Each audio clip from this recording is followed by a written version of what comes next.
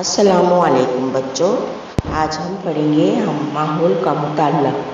हमारे सबक का नाम है ज़माने की पहचान। ज़माने के कितने हिस्से होते हैं बेटा?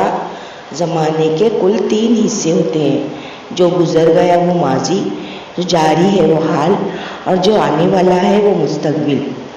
जैसे मिसाल के तौर पर आज पीर है। लफ्ज़ आज ज़माने हाल बताता है। कल मेरी सालगिरह है। लफ्ज़ कल से मुस्तकबिल का पता चलता है। कल गुज़िश्ता रोज़ दादी ने मुझे एक कहानी सुनाई थी। इस जुमले में लफ्ज़ कल माजी के लिए आया है। ज़माने को समझने के लिए कैलेंडर और स्कूल टाइम टेबल वगैरह का इस्तेमाल करते हैं।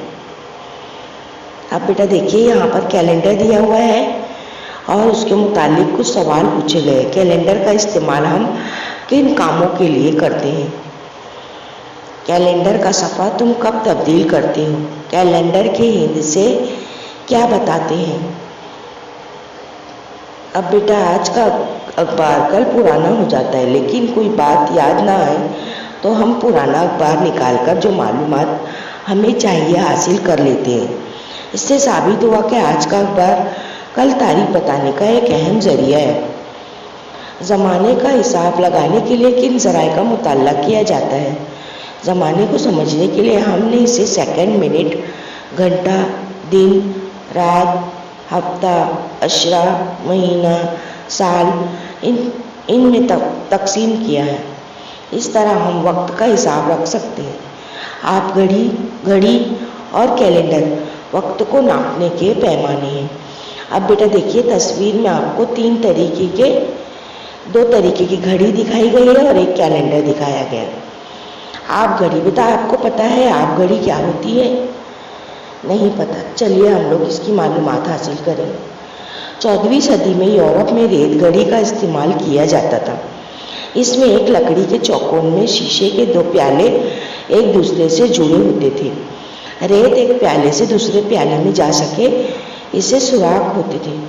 एक प्याले में बारीक सूखी रेत बालू डालकर इस प्याले के सुराख से पूरी रेत 1 घंटे में दूसरे प्याले में गिर जाए, इसका इंतज़ाम किया जाता था। पूरी रेत नीचे के प्याले में गिरते उसे फौरन उलटकर रख दिया जाता था। इस तरह 1 घंटा गिना जाता था। ऐसी रेत घड़ियाँ भारत में भी इस्तेमाल की जाती हैं।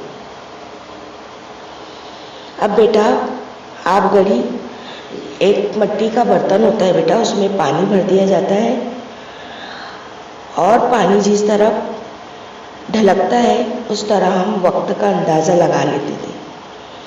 अब कैलेंडर से तो बेटा आपको पता ही है हम किस तरह वक्त, दिन, साल, महीने का हिसाब लगाते हैं।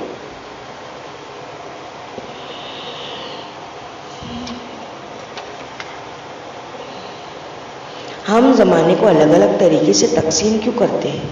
अपने कामों की सहूलत के लिए हम अलग अलग तरीके से ज़माने की तकसीम करते हैं। मसलन अभी थोड़ी देर पहले, थोड़ी देर बाद या आजकल, परसों जैसे अल्फाज का इस्तेमाल करते वक्त हम दिल में ज़माने का हिसाब लगा लेते हैं। अच्छा बच्चों, मैं उम्मीद करती हूँ आपको ये सबक अच्छी तरह समझ में आ गया होगा।